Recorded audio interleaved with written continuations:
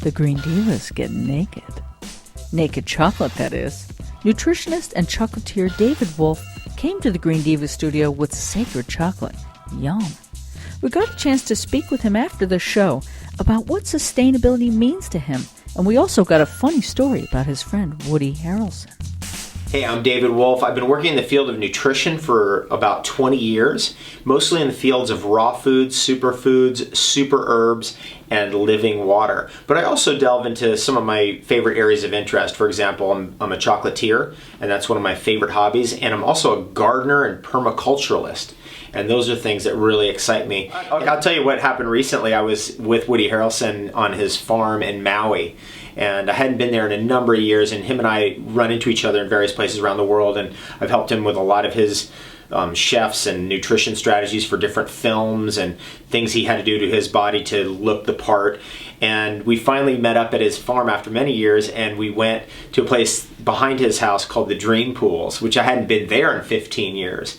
And we got to a certain point where you're in the woods, you're in the middle of the most incredible, brilliant area of Hawaii that's just totally natural, and you can't bring any stuff with you because you have to swim from one pool to the next and then climb up on the rocks and then swim to the next spot. So we didn't have any swimsuits, so we were there naked.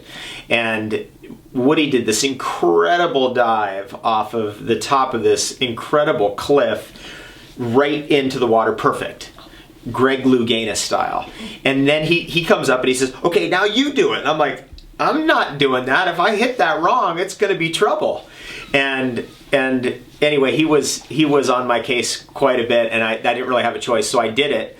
And I didn't land it in the worst way ever. I would say I didn't land it in the best way ever either. But you're here to tell us. But you survived to tell us. But I'm still here to tell the tale.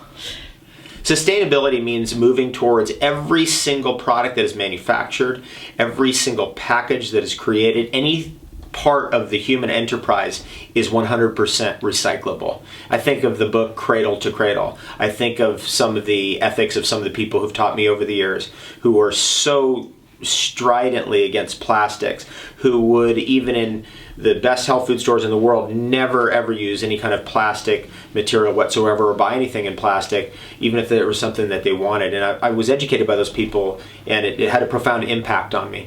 And it also means developing a world that's more permaculturally designed. So the things that you need, your food, for example, and your water, are close to you, and they're close to where you are. So we use less fuel. We are basically being more clever.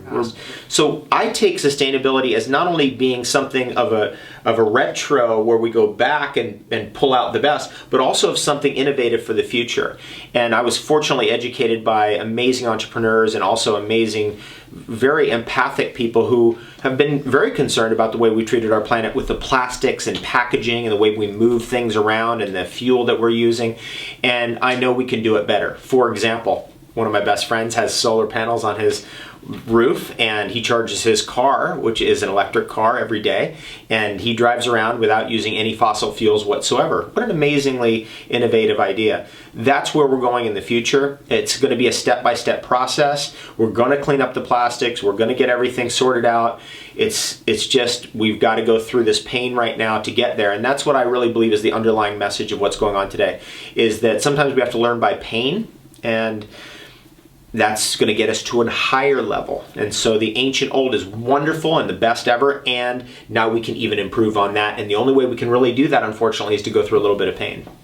What is the ultimate thing that we're really trying to do with all of that success technology, and even all the spiritual technology, which means all the spiritual insights and all the spiritual books? And it comes down to this: having the best day ever. Listen to the whole Green Divas radio show featuring David Wolfe by finding the podcast on iTunes, Stitcher, Swell Radio, or go to thegreendivas.com.